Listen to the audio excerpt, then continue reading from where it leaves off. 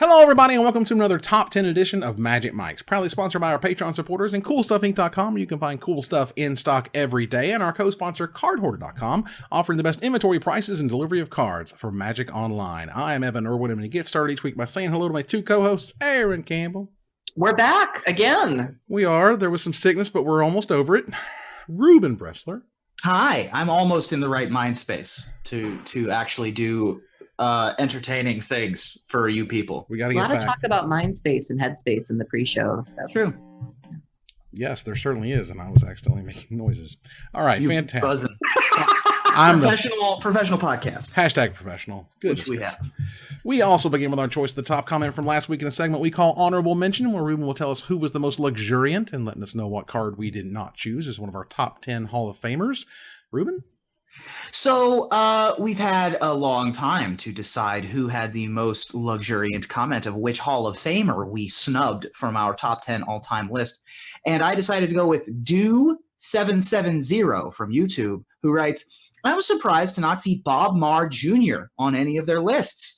He has 4 PT top 8s with 1 win, 10 GP top 8s with 3 wins, and has literally one of the most powerful creature cards in the game as his invitational card, Dark Confidant.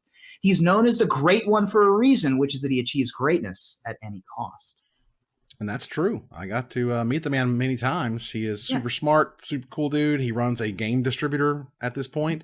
I played against him on the VSL a couple of times where he has mopped the floor with me. It's always been a pleasure. And he is damn good. He's a very powerful mage. And, family man, too. I think he has lots of kids like you, Evan. Mm-hmm. There you go. Yeah, as far as I know, he's got the fan. The meetings at any cost. We know. We get it. At any cost, yes. It's all the cost. That's the children part. They're like, you like that money stuff? You don't get that money stuff. Anyway, Do770, thank you so much for participating in the show. Please contact Erin before she blocks you. It could be happening right now. Like mid-block.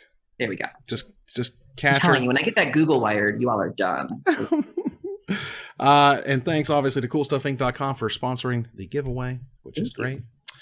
That said, we get to roll into Commander 2019. We were supposed to do this weeks ago. Mm-hmm. Many things have popped up in the circumstances since then. We had one of us almost died. Not really. But one of us was out of commission for a good long time in the graveyard before being returned. I couldn't help you.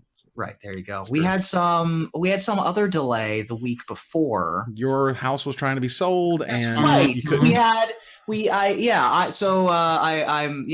aunt and uncle's house here had an open house, and I was not allowed in my room. So that episode was out of commission as well. But we're here now, and we can finally get to our commander cards. Absolutely. See, I only postpone the show when boys are stupid, and that's not a problem anymore. So boys are still stupid. That's very true, but so it'll be a problem later, I'm sure. Mm-hmm. Wow. All right, let's move on here to our top 10 Commander 2019 cards. Ruben, what is your number 10? Speaking of block lists, my number 10 is one of the most interesting blockers I've ever seen. Really fun card that goes straight into my Arcades the Strategist deck. Ooh. Wall of Stolen Identity. Ooh. Wall of Stolen Identity is 3 colorless and a blue for 0/0 Shapeshifter Wall. You may have Wall of Stolen Identity enter the battlefield as a copy of any creature on the battlefield, except it's a wall in addition to its other types and has Defender. When you do, tap the copied creature and it doesn't untap during its controller's untap step for as long as you control Wall of Stolen Identity. So weird way to sort of lock down a big problem opposing creature, particularly those that are sort of like the battle cruiser Voltron commanders like Uriel the Miststalker, for example, because this is able to keep things that can't be targeted down. So you can keep a Silumgar or what have you totally locked on the opposing side of the board. And oh, by the way, it's a wall, so I get to draw a card with my Arcades. It's just like, it's so thematic, you know? Yeah. Like, it's making a wall of this other creature, and because it's got the creature tapped down, it's sort of trapped there. The stolen identity is there for you instead of them. The flavor win on this thing is fan-freaking-tastic. Yeah. I love it. Aaron, what's your number 10? Well, I am playing the role of Ruben Bressler tonight. My number 10 is higher on somebody else's list. Oh my. Oh, I'll get to my hires. Yeah, y'all had a bunch of hires. I don't know how you do that with Commander. I only have 3. As it turns out. Well, I was told that I have a weird list somehow because I don't have a bunch of hires, and from what we gather from our overlord that oversees the list, I don't have a lot of overlap at all. Oh wow. Hilarious. Good on you. And my guess is because I have 5 hires on this list. Nice. That me and Ruben are just like all over, sort of each other. One of us has to win, as it were. So my number 10 here is a new option that they give you in the box. It is a Naya Commander. It does something really cool with Populate, which I love. Geared Conclave Exile. It's white, green, red, and 2 generic mana for a 2/5 legendary human shaman. When it enters the battlefield, you make a 4/4 green rhino creature token with trample, and whenever it attacks, you populate. The token enters the battlefield tapped and attacking. Rare. It just gets really scary really quickly, and even if a 2/5 looks kind of weird, the fact that it's bringing in 6 power and 9 toughness over 5 mana is pretty spectacular. Are we just gonna gloss over the fact that you said you love Populates? Hashtag on brand. I was Hashtag wondering 5 what kids. the chuckles were for, and I'm glad we got an explanation because not wrong. You're not wrong. I have populated this earth with many. 6 power, 9 toughness, 5 kids. I can't wait to see you assign the power and toughness to each kid. Perfect. That would be fun. This card's super neat and does something that is way different than any other Naya commanders. Naya is in a weird spot in Commander in terms of what you can build around. Mm-hmm. There are really specific things you can do around, like Uril, like I mentioned earlier, as well as like Maya L. Mm-hmm. But having a different angle of attack like Geared has is super cool. I also really like the Rhino token that comes with Geared. Has a Celestian sort of shield on its Rhino, so it kind of looks a little bit like a Triceratops a little bit. Oh, and yeah, I really like this card. It's really interesting. Yeah, and also, triggering Populate as I do when you attack. I thought it's a really cool trigger to just like, you attack and you populate. Right. Most of the time it's attacked on spells or whatever, or an ability you had to pay a bunch of mana for, which is cool. All right, so let's move on here to number 9. I don't have one. It's my first hire. Ruben, do you have a number 9? I do, and there is nothing more powerful in the format of Commander than mana rocks, in my opinion. I think that artifacts that create mana are some of the most powerful things that you can do. And one of the sweet spots for that is at 4. There's a lot of good 2s, and then after you play your Signet or your Mind Stone or what have you, a lot of folks will play something along the lines of a Hedron Archive or a Solemn Simulacrum, of course, sort of counts as a mana rock to me. Mm-hmm. There's a bunch of things. People will play things like Golem's Eye in this format just because it adds extra mana. My Zancha deck. And boy, let me tell you, it's been a while since I've seen something quite as scary as Empowered Auto Generator in terms of being able to produce just copious, ridiculous amounts of mana. Empowered Auto Generator is a 4-mana artifact. It's a rare from Commander 2019 that enters the battlefield tapped. And when you tap it, you put a charge counter on it, then add X mana of any one color, where X is the number of charge counters on Empowered Auto Generator. So really interesting effect there. Obviously, it comes into play tapped, but usually not a terribly relevant drawback to a 4-mana artifact.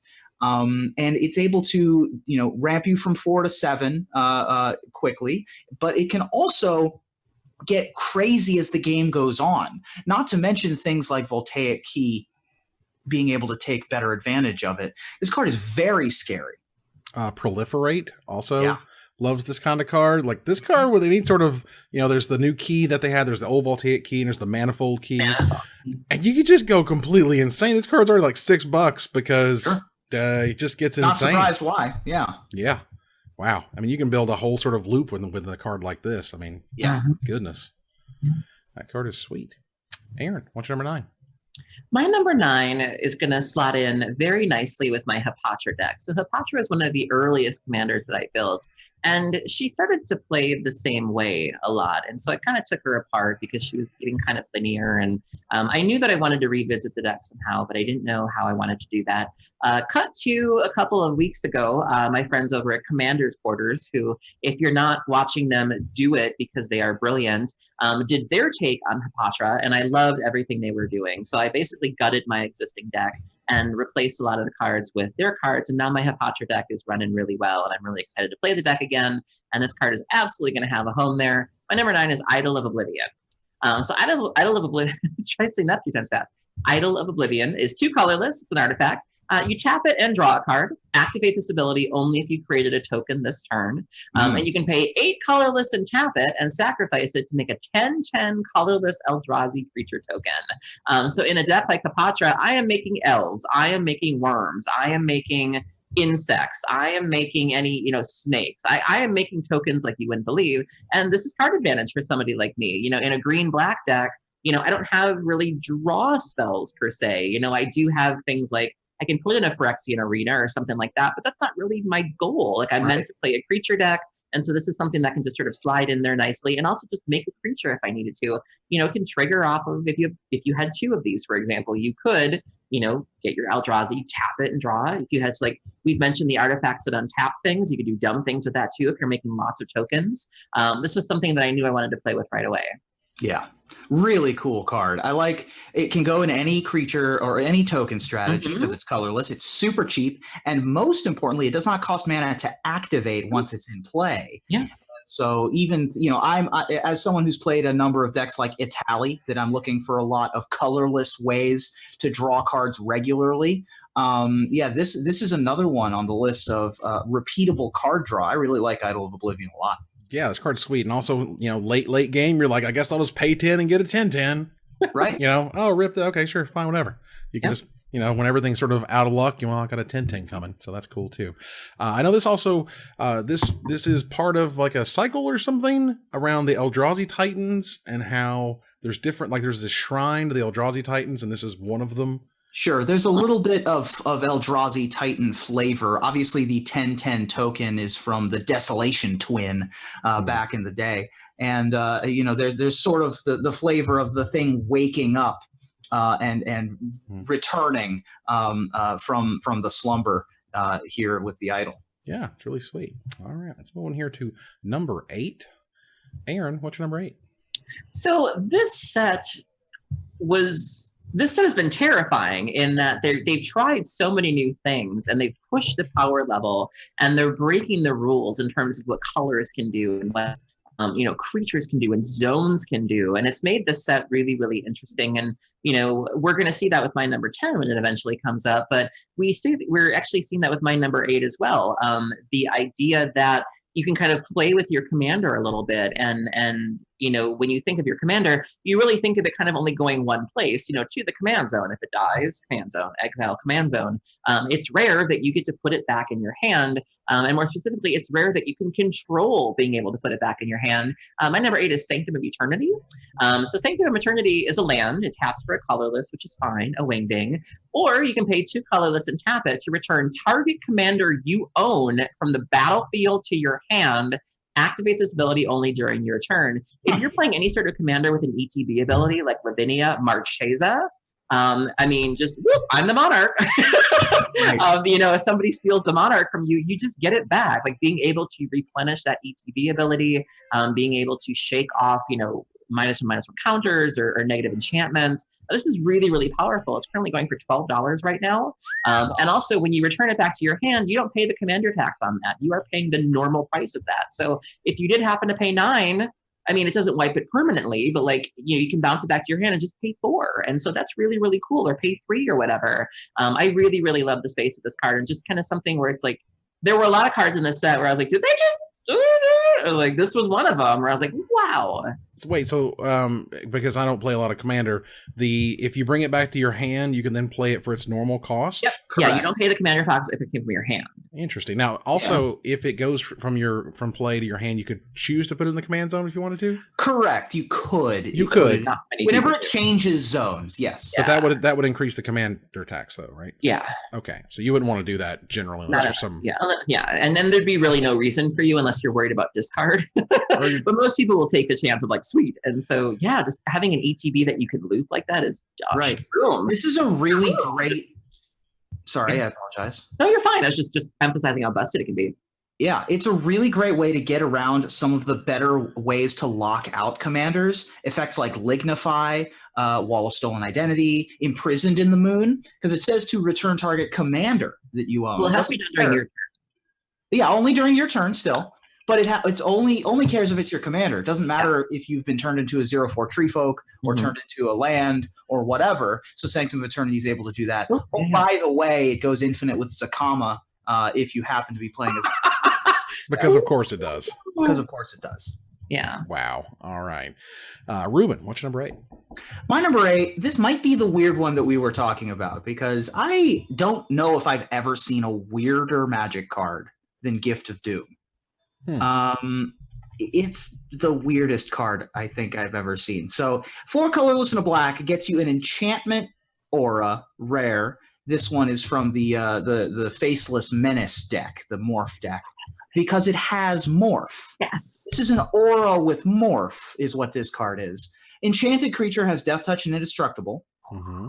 When Gift of Doom is turned face up, you may attach it to a creature, and the cost is to sacrifice another creature. The cost to unmorph it. The cost to unmorph it. This is the strangest, weirdest. I don't understand how things happen with this card. It's so black. It's very black, that's for sure. And it is bizarre. And also you can't respond to it because Morph is weird. Morph is a special action.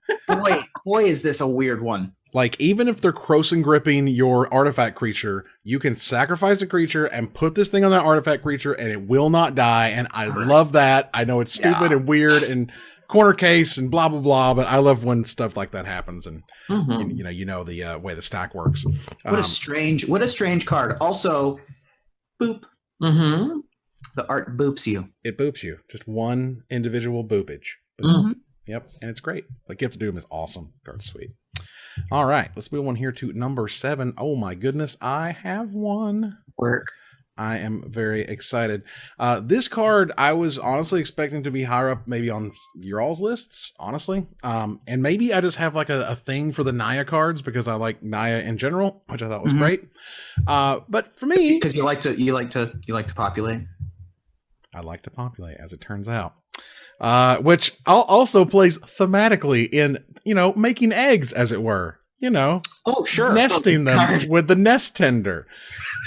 Atla Palani Nest Tender is a white, green, red, and a generic mana for a legendary human shaman as a 2/3 that has 2 generic mana tap, make a 0/1 egg, green egg creature token with Defender. Whenever an egg you control dies, reveal cards from the top of your library until you reveal a creature card. Put that card on the battlefield and the rest on the bottom of your library in a random order. Now, an ability like that certainly wouldn't be completely busted in half and do really stupid things if you only have like 1 or 2 creatures in your deck that you're going to get every single time. Right. That's insane. Yeah. So making eggs, and there are other cards that make eggs. I mean, Rook Egg, Dragon's Egg, like whatever. Right, but there are also cards that are not themselves creature cards that turn into creatures. Things like Mutavault in particular makes this card particularly attractive to me. I love it. So fun story about this card. So for those who don't know, I need some education here. So for those who don't know, the term for a person who has just recently come out as being transgender is an egg. Really? Oh. Yeah. So when this card got previewed, I have Emma whispering me. I have at least 2 other people whispering me, and they're like, there's a joke here.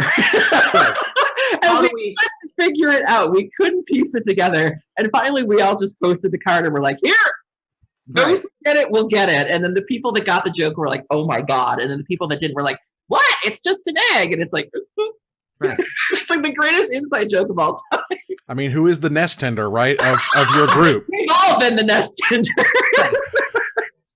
what I'm saying. So it takes a village. It really does. It really does. yeah, but this card, I think you can get super creative with the creatures that you can find with it, the ways that you make eggs, the ways that you get more of those eggs and have that thing go off more and more, getting the creatures back into your library so you can cast them again, that type of thing.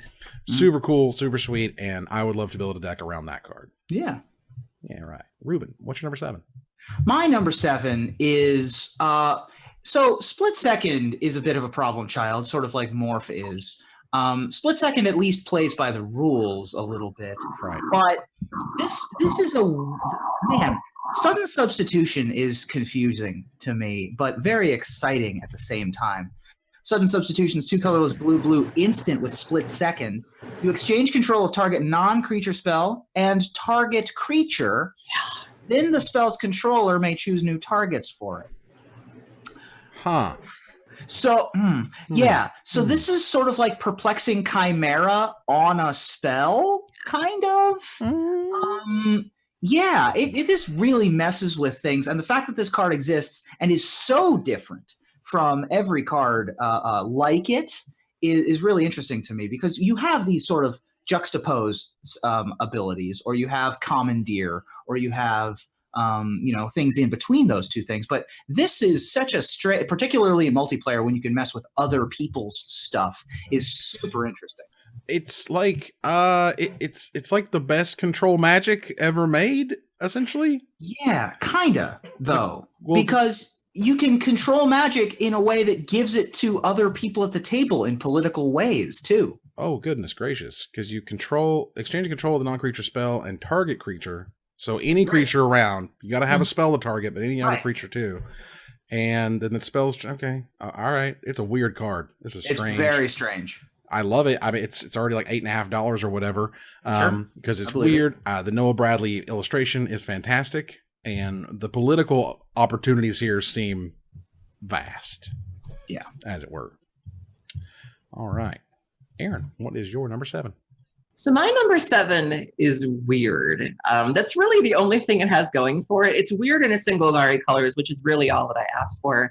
I just don't know what you do with it, and I'm sure I'm missing something. So, if you're in the comments, feel free to politely tell me what I'm not getting, but I don't care because I love it anyways. My number 7 is Griswold the Dreadsower. So Griswold is 1 colorless, a green and a black. He's a legendary creature, troll shaman, 3/3 with trample, which is fine. At the beginning of your end step, each player creates a 1/1 green plant creature token. That's each player, so you and your opponents. Whenever a creature token dies, any creature token, not just the ones you've given, put a +1/+1 counter on Griswold the Dreadsower. I don't get it. But I also don't need to get it. Like, it's Golgari. I love him. He's just got his little face of he's just walking through the forest, and he has this little mold all over him and his little fireball. And I love everything happening. I don't know what exactly is happening, but I love it. And I can't say anything more than that. And if someone has a use for this, let me know, because I will absolutely play with it. But I just remember looking at it and going, I just have so many questions. Well, first of all, it looks super weird. This weird looking dude. But here's where I would start. You might not like it, but this is what the ideal... This is what peak performance looks like. All right, so I would start with a card called Aetherflash. If you know what Aetherflash does. Oh boy, it's cool. 2 red, 2 generic mana enchantment. Whenever a creature comes in play, it deals 2 damage to it. Yeah. Oh. So I mean, the way to do it is to play stuff like Illness in the Ranks, right? Right. If you're just trying to make Griswold gigantic, you just play That's cool. Let's see, Illness in the Ranks, Virulent Plague, Pestilence. Sure, why not? Pestilence is good. Aetherflash, man, just like on turn 4 after this turn 3 or whatever. Night of Souls Betrayal. There you go. And I guess you could do just aristocrat things too, if you want to reasonable about it. But it's just so weird. It's very strange. It's a weird one for sure. I definitely like being sort of given this sort of odd circumstance of you're given the whole table, tokens. Right. Yeah. And then you're and I think that this is definitely like an aristocrat style thing where you want to have. I also like that it's not 100% turn. I like that it's built in such a way where like you said, you could do just stick an enchantment and trigger it that way, or you could do sack things with slime put and do it that way. I like that it feels kind of open to interpretation of here it is, these are the pieces, build it into something. I think it feels a lot like, didn't you have an Endrek Sar deck? Was that you? Or I have a She-Ray deck. You have a She-Ray deck. Yeah. So I know that I had a friend that had an Endrek Sar deck that makes a bunch of 1/1 tokens and wants to use them in some way. This feels like that. Mm-hmm. So I don't know if that's the but yeah, definitely stuff that, you know, uses those 1/1 tokens and feeds them to Griswold. Sounds awesome. Right. Mm-hmm. I feel like the challenge of this card is how to deal with the tokens you keep giving to your opponents. Right. And being able to work with that and take advantage of that in some way, which to me is a puzzle to solve, and I think that's really interesting. Yeah. Which is great. All right, so that was your number 7. Let's move on here to number 6. And who to guessed? I also have one, which is nice. Oh, good. Wow. This card is super duper sweet. I love it. I love we've gotten to the point in Magic where they are starting to make, not only have they made cards about legendary creatures or whatever that you've heard about and read about over the years, they're starting to make the new non-crappy versions, which are all very exciting to me. Mm-hmm. In particular, Chainer Nightmare Adept. Ooh, yeah. All the way back from Chainer, from Chainer's Edict and other cards. He is a red, a black, and 2 generic mana for a 3/2 mythic legendary human minion, which I think is a really cool type. Discard a card, : you may cast a creature card from your graveyard this turn. Activate this ability only once each turn. Whenever a non-token creature enters the battlefield under your control, if you didn't cast it from your hand, it gains haste until your next turn. So this is right up your alley, Aaron. Yeah. Discarding cards, casting creatures from graveyard. Hell yeah. Yeah, this was included in the red-black deck, which I was able to get a copy of as part of the commander party. And I was focused on another card, which we'll talk about a little later, but my friend Kyle had the deck, and he was having a lot more fun with Chainer.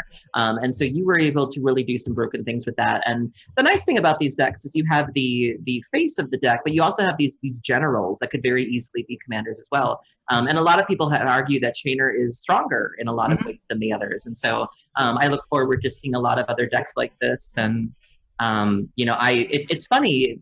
I have so many. I try not to build more than one guild deck, and I have like 3 Rakdos decks. So like, I don't need any more. But Chainer is definitely tempting to make me break my rule. I also love that it says activate this ability only once each turn. That doesn't say on your turn. Right. That's just once every single turn. You can discard a card and cast something that has flash, for example, right out of your graveyard. Yeah. Which is super sweet. I love this card. All right. What is your number 6, Ruben? My number 6 is one of the, I guess it'd be like the signature spell of one of the generals here in the Commander expansion decks. My number 6 is Savine's Reclamation. Ooh. Savine's Reclamation is 2 colorless and a white for a rare sorcery. Return target permanent card with converted mana cost 3 or less from your graveyard to the battlefield. If this spell was cast from a graveyard, you may copy this spell, and you may choose new targets for the copy, and the spell itself has 4 colorless and a white flashback. So this is in Savine the Chronoclasm's deck. With Savine out, I believe that this gets you 3 permanents, not 4. I'm not sure if that's true. It either gets you 3 or 4. But in any case, reanimating non-creature stuff, like getting back 3 mana planeswalkers, is a huge deal. Or being able to get back lands, for example. You can probably just go get your fetch lands and your wastelands that you've been using. Not to mention the fact that you can just use this to bring back things that got wrathed the previous turn. This slots right into Athreos, for example. I would be surprised if this card was not in a lot of Zur the Enchanter decks as well, because Zur has a bunch of course, 3 colorless or 3 mana and less cards in it, and this is able to bring them back once your opponent destroys your enchantments. Just a really cool effect and a really cool card. Hardest seeing play in Legacy and Vintage for those who are playing along. I know. Wow. I have seen people brewing with it. I've faced it a couple times in leagues. The card is the truth.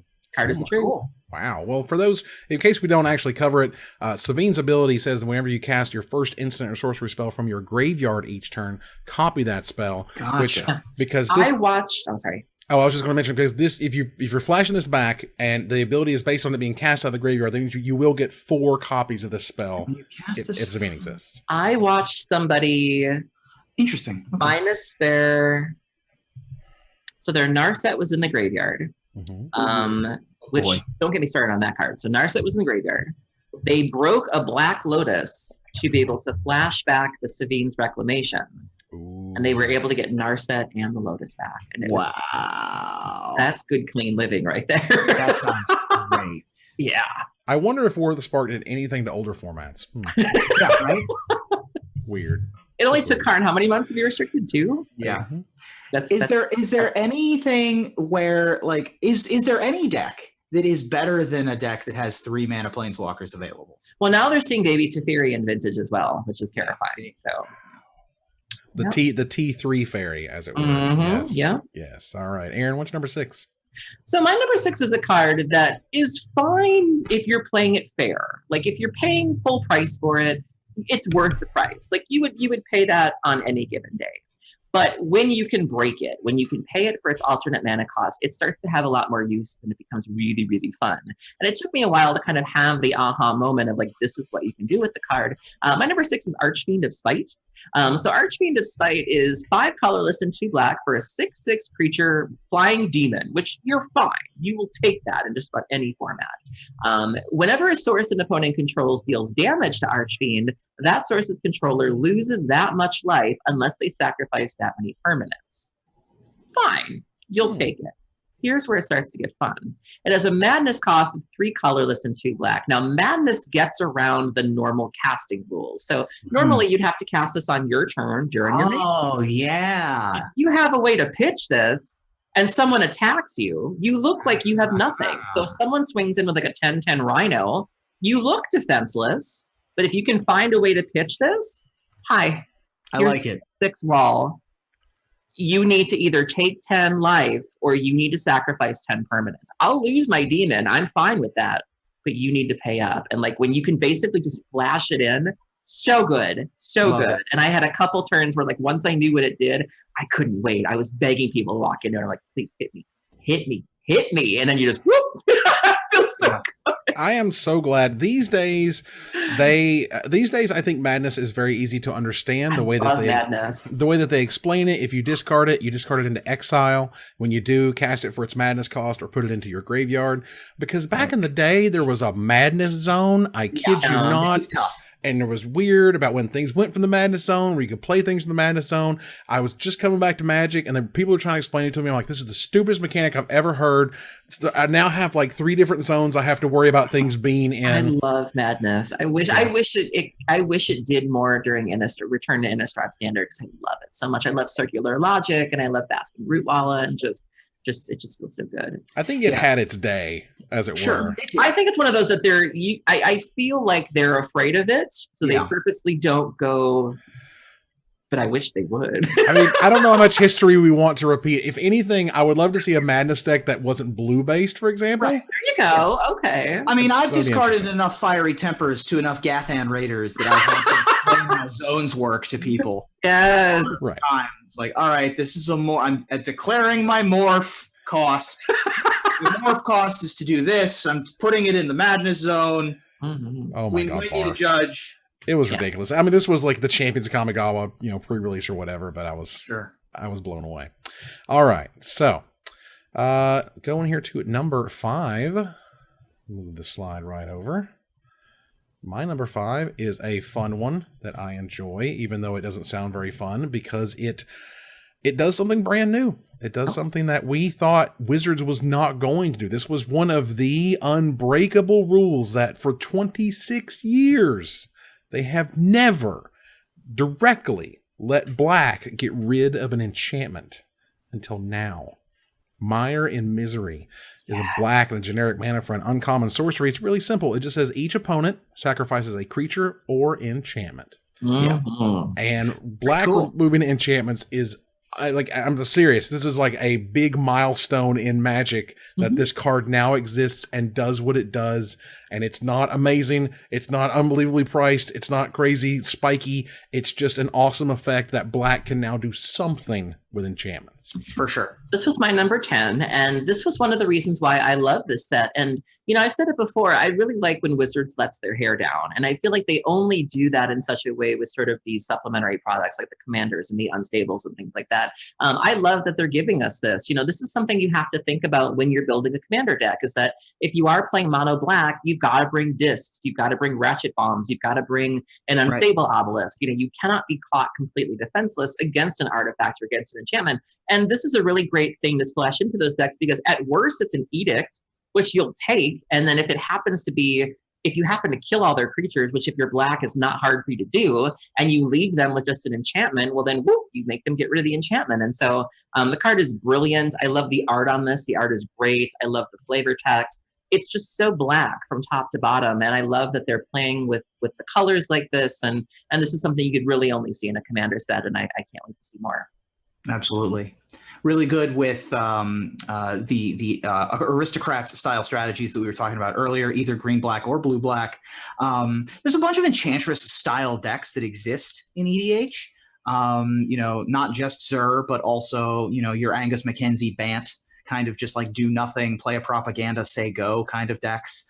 And Mire of Misery is just a really good early answer that maintains its usage later in the game. That don't run a lot of creatures. Usually it's like you have like an enchantress, or you have like a, you don't run a lot of creatures typically in those enchantment heavy decks. They're kind of Voltron decks, like your two bosses, where it's like just suit it up, and then it's like, okay, well, if that's all you have, you know.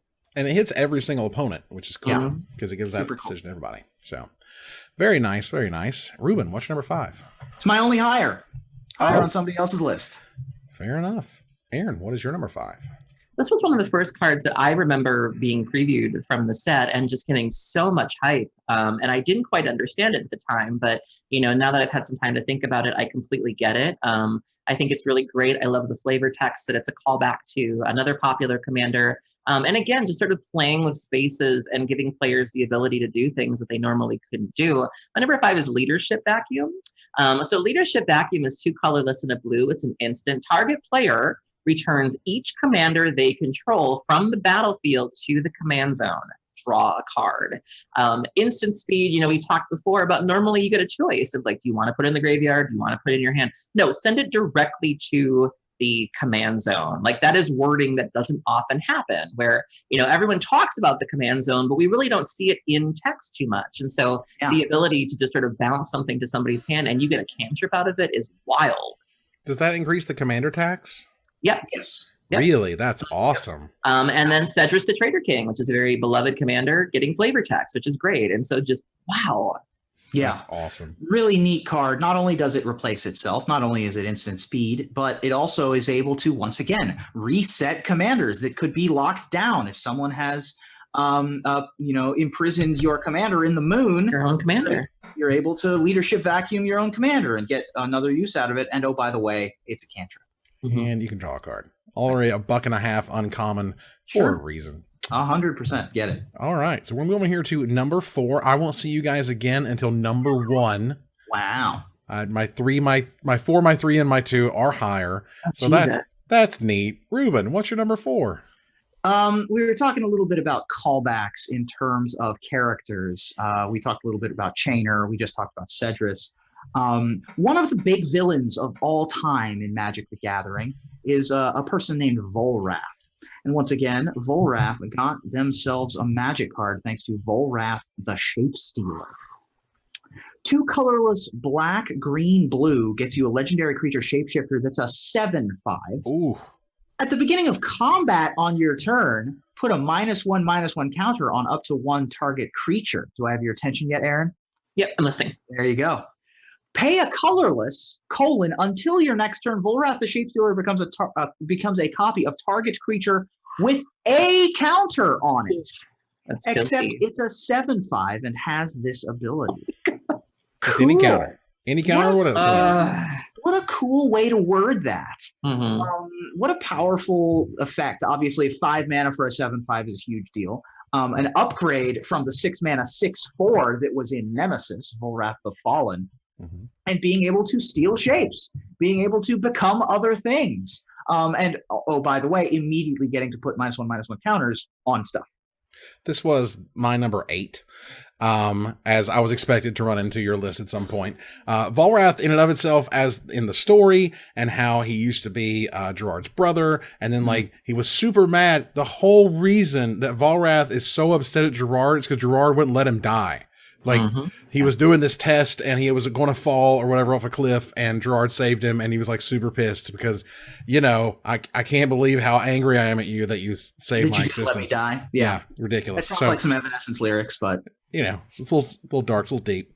Yeah. But Volrath the Shapestealer, in and of itself, as a card, 5 mana, 7/5, you have my attention. Right. I've been able to copy things like Hangerback Walker or whatever. Like, you know, that's the thing that you can do. It doesn't have to be the card that you actually, you know, targeted with. It's just any counter whatsoever. Charge counter, anything. That's awesome. Yeah. All right. Move on here to number 4 for you, Aaron.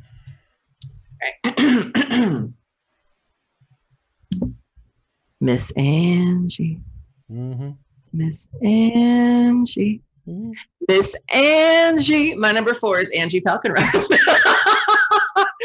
So Angie Falconwrath is 1 colorless. She is a black and a red legendary creature type vampire, 1 power and 3 toughness with haste. You can tap to discard a card and draw a card. Ooh, I'm listening already. And whenever you discard a card, if it has madness, untap Angie Falconwrath. Do you know how good it feels to tap a Bazaar of Baghdad multiple times with like a Fate Stitcher? This feels almost as good as that. Like if you're playing a dedicated madness deck, you just do it, where it's like, whoop, here's a Fiery Temper. All right, draw a card, pitch that. Oh, here's the Archdemon. Yeah, that too. There's that. Okay, draw a card. And if you've got the mana, the ride just doesn't stop. Like I was able to compete. I wasn't able to go as big as the other commander decks were at the commander party, but I was still doing broken things. I was still keeping up. And like when you just keep cycling through, you know, no pun intended. I mean, this card is an engine. Like if you build the deck in the right way, this card is just going to do exactly what you want to do at instant speed. We mentioned flashing in the Archdemon. This card enabled me to do that. You know, you look really harmless and you're like, oh, there's a big rhino, whatever will I do? Whoop, there's a 6/6. And then because it had, you discard your madness card, you do it, you'd get something else that you could use. Like it just drips value, no pun intended being a vampire, but I was just amazed at how long I was able to go, just tapping it, untapping it, tapping it. So dumb and just right up my alley. This was my number 9. Mm-hmm. This was my number 5. Ooh, very nice. Yeah, this card in and of itself is just it's like its own engine. It drives itself. You're discarding, so you're rummaging, which is important. It does not draw and discard. It's discard, then draw, which is amazing. Yeah. Oh, man, this card it checks all the boxes for being like fun, cool, neat, cheap, and just super flexible. So you're just like, whoop, discard that creature, and then whoop, Chainer does its thing. So you're not wasting anything. You're using every part of the buffalo.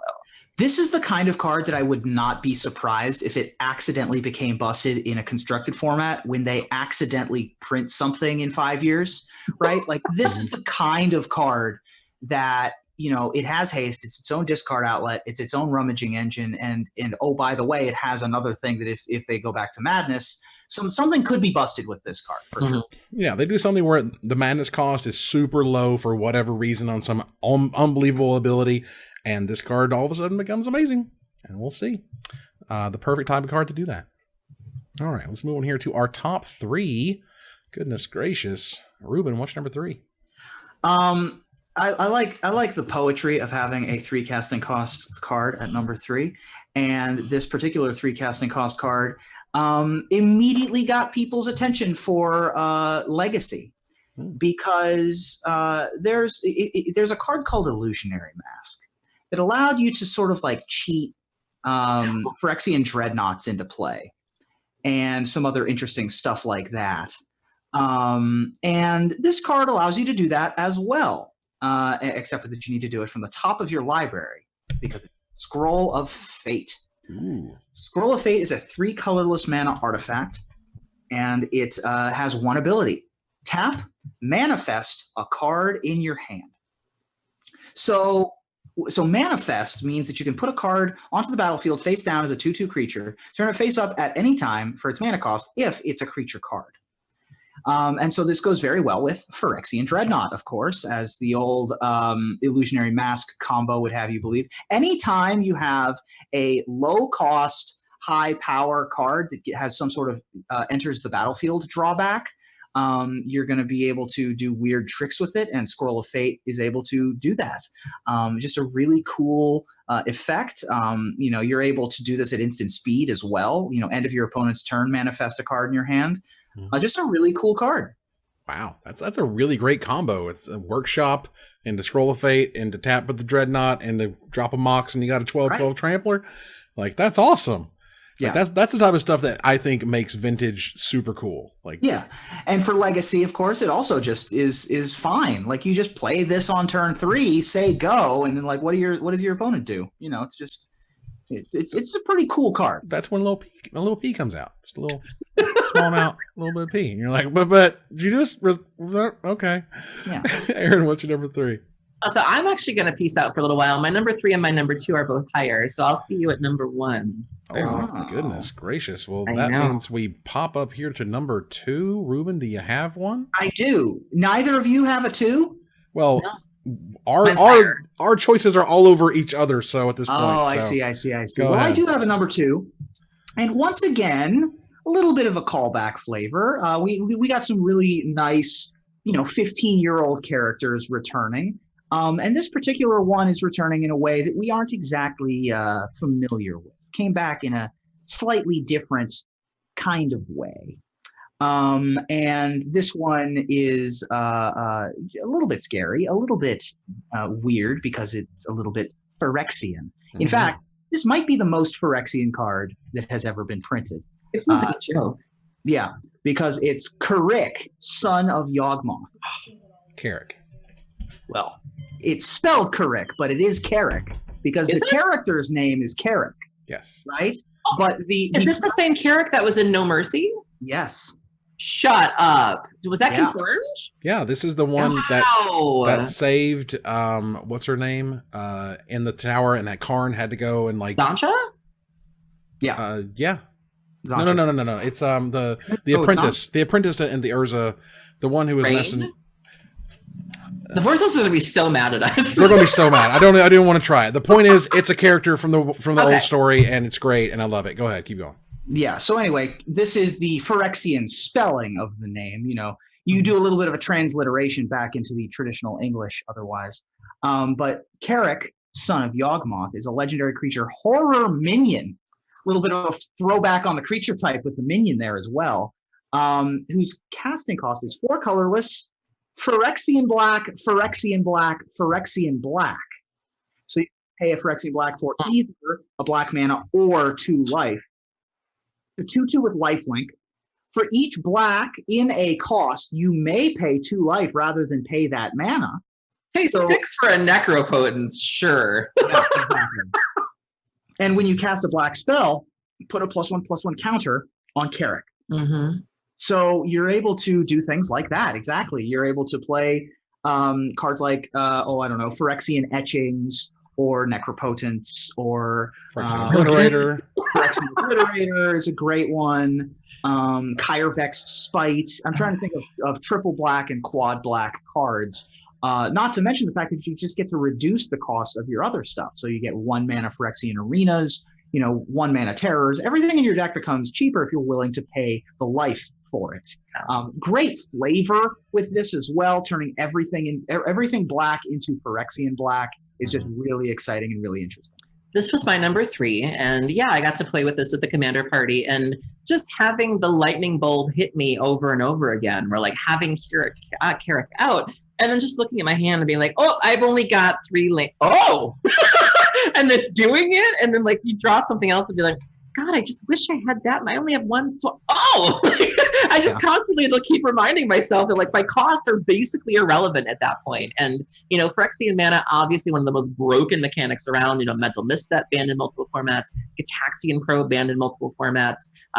Just you look at what this card has done and how this has sort of broken the game. And obviously I love broken things, and I only want to play with the most broken things. And cost reduction mechanics, what could possibly go wrong? And it's just so good and so vicious, and just I love it so much. And it gives you hope. One of the things seen in the last couple of months is we got a new Storm card, we got a new Dredge card, we got new Phyrexian mana cards. And so to see Wizards not be afraid of these things and giving us new toys, I think is cause for celebration.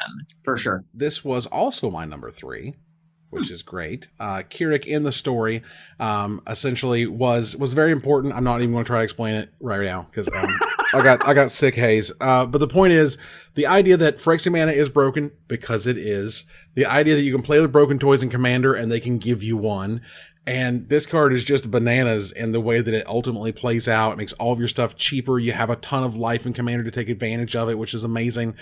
Between that, being able to have a Son of Yawgmoth card, that in and of itself is awesome. Absolutely awesome. This thing is like $14 already for a reason. Everybody loves it. Tons of decks showing up. I think this card is fantastic. All right, let's move on here. See that? So that was your number 2. Yep. And we move on to our number 1. Ruben, what's your number 1? My number 1, I think, is like one of the most exciting cards for constructed for a Commander set in quite a while. It also loops with a ridiculous number of other cards that I'm trying to think off the top of my head what this might loop with. Teamer Sabertooth probably loops with this pretty well. Any way that you can return this to your hand, you can just keep making more and more and more treasures. My number 1 is Dockside Extortionist. Wow. This is colorless. My number 4. Yeah. Go ahead. Colorless and a red 1/2. It's a goblin pirate. I love me some goblin pirates. When Dockside Extortionist enters the battlefield, create X treasure tokens, where X is the number of artifacts and enchantments your opponents control. Now, I know that this has also gotten some attention in Vintage because that format is full of artifacts. And so if your opponent has played a couple of Moxes or is playing stacks, then you just get to make a gazillion treasures as well. This is a very exciting card as for me in particular, because I have a mono red EDH deck with Italy. And so the fact that I can play this on turn 2 if I'm going last and very reasonably be able to cast a turn 3 Italy because I made a zillion treasure tokens is super exciting for me. Yeah, this card in and of itself is sort of the innocuous. It's cheap. It's a 1/2. It better do something really cool. And you're like, oh, that's really cool. Oh, yeah. And if I have a way to somehow loop this and the loop is equal or cheaper than the number of artifacts and enchantments all my opponents control, that loop goes on forever. That is really sweet. And already a $17 card for a reason, which is kind of silly. But I do love it as well. Aaron, what is your number 1? As I said before, I love things that break the game. I love Dredge, I love Storm, I love Madness. A lot of the cards that I picked highlighted the ways in which Wizards is looking to change the game, where giving black enchantment removal, being allowed to flash in, a black creature, a 6/6 demon, being able to put something directly into the command zone, do not pass go, do not collect $200. Those are things that really, really inspire me and attract me. And if you want to, it's one thing to change the game. It's another thing to change the order of the game. My number 1's Aeon Engine. So my Aeon Engine is 5 colorless. It's an artifact. Aeon Engine enters the battlefield tapped. You can tap it and exile it. Reverse the game's turn order. Like, are you serious? That's dope. What better way could you break the game than reverse what? I love this. It's just so next level of here's broken things. And then there's, you don't see that. You don't see this in text. It's just you don't see command zone. You don't write that on a card. You know what the command zone is, but I never thought I'd see the day where it says something like this, where it's like, what? Yeah. And I love the flavor text of Paradox. We'll worry about that yesterday. And I love the joke and the flavor text. I love that it just does something on such a massive scale of, it's one thing to break a graveyard or break a library or do dumb things with creatures, but just something like this that's just so unspoken. I can't help but respect it. And God bless Wizards for just taking this risk of just, let's have fun and let's do something wild like this. And it's everything I want. Nice. This was my number 2. because I love this card. This card, I love very, very unique things, and Commander lets them really dive deep into just and really odd. Like there's certain things that Wizards has said they will never talk about. They'll never talk about the artist name on a card. They'll never talk about a collector number on a card. Like there's certain things that they can and cannot talk about. And the order of which you play the game was never something we thought you'd change, right? Because in a 2-player game, it doesn't matter. But when it comes to Commander, this is huge. Somebody can have the win on the table next turn, get to you, you reverse it, everybody else gets another turn, and suddenly they ain't winning the game anymore.